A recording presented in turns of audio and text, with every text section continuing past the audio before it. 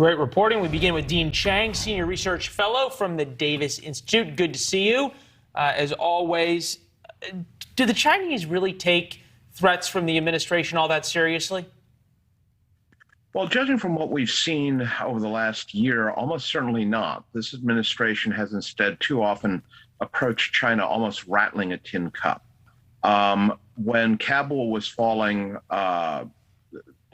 Secretary of State Blinken was calling Wang Yi, asking him for help with the Taliban.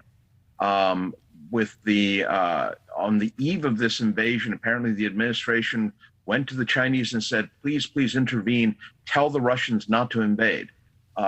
In neither case did anything happen. I'm really puzzled by what this administration thinks it can talk the Chinese into, given its own past track record.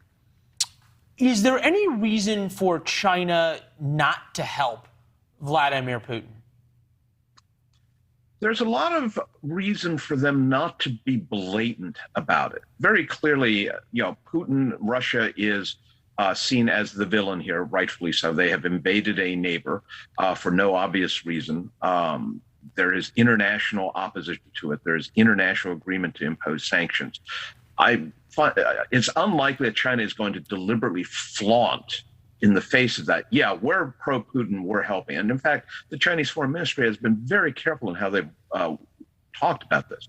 But at the same time, they clearly both agree they don't like us. They have a lot of problems with the West.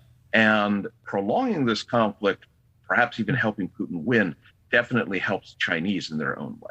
Yeah, no, it ties up U.S. troops assisting NATO. It runs through the U.S. weapons that we're giving to Ukraine. It continues to embarrass President Biden, weaken him on the world stage. They get more Russian oil. So when they invade Taiwan, they have supplies and a pipeline if they have to end up enduring an oil embargo. The list goes on and on. What is it that the administration could do if they decided that they wanted all of a sudden Xi Jinping to pay attention? What could they say or do that would change the Chinese calculus?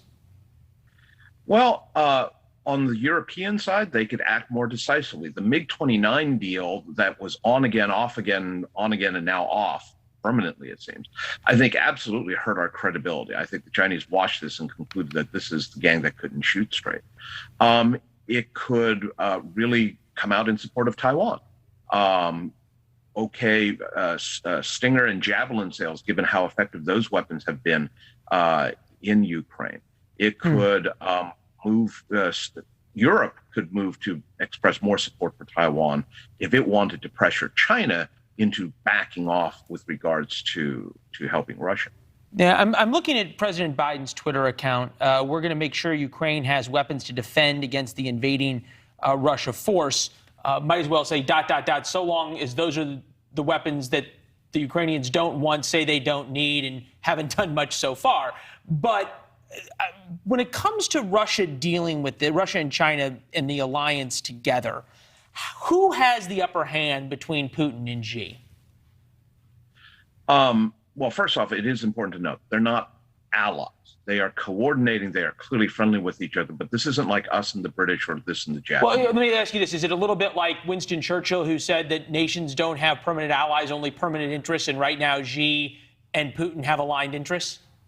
Absolutely. That is, I think, a great encapsulation.